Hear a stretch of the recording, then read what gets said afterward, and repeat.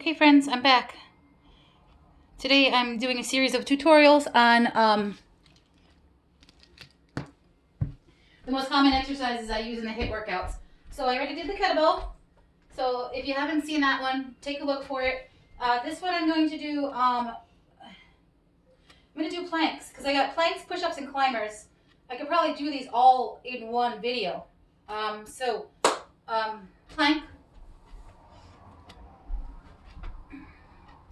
The first thing I want you to think about when you're planking is having your fingers spread. So, we have a lot of tension in our hands. So our hands are kind of like, tense and crooked sometimes and all these things, especially on the computer. So think about your hands also having a series of muscles. They do. We can't forget about them. So, even do little stretches like this. Open, close, open, close. Give them some love. Obviously, that's not what this one's about. So I just wanted to remind you that hands need attention too. And because they don't get attention, lots of times they're kind of tight.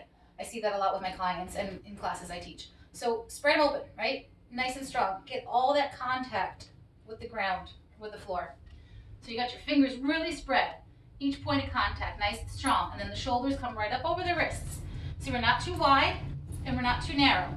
We're right, a nice clean alignment. All right, and here we are in tabletop. My hips are right over my knees. And from here, we're just gonna step back. And you notice there's no change in my spine, there's no change in my alignment, nothing. So this is a plank.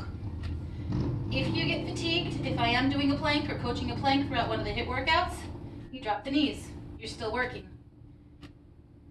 There's no shame in playing with the different levels throughout these workouts. They can get exhausting. So the point is to know all the different modifications so that you can complete each round to the best of your ability without giving up. So that's a plank. Okay? And so nice and easy. Spine doesn't change. Belly's engaged. Upper body strong. Gaze is neutral. I'm kind of looking a little I shouldn't be. You want to look directly at the floor between your hands.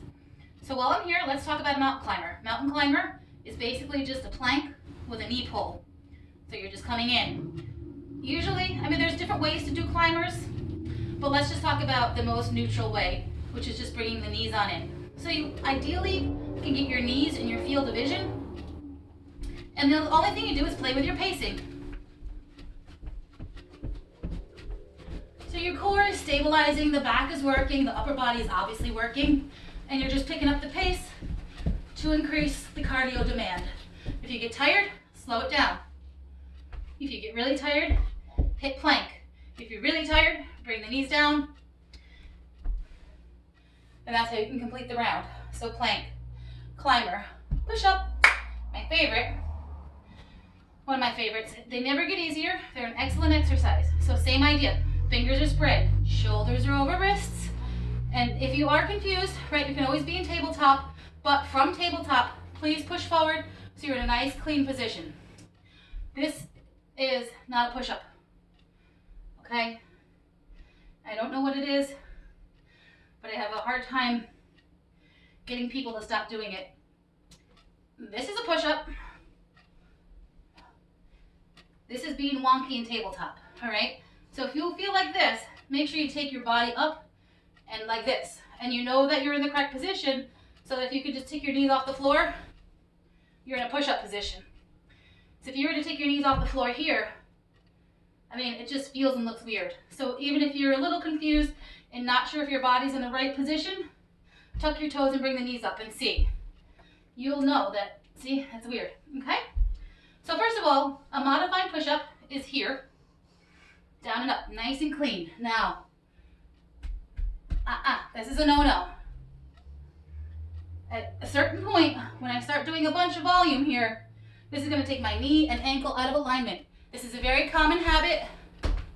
Try to undo it. As soon as you feel your feet crossing, put them back neutral, okay?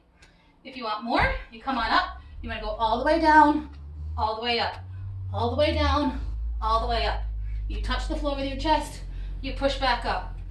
Again, we're pretty in the same spot as we were with the plank, pretty neutral, not too wide. This makes push-ups really, really, really hard. And it recruits more chest and less arms. So you want to get a nice push-up, you want to get as much full body as you can out of it. So get nice and close to the body, okay? That's a push-up. I say plank, push-up, climber, and then you can also move through the push-ups, or we'll have variations on the push-ups.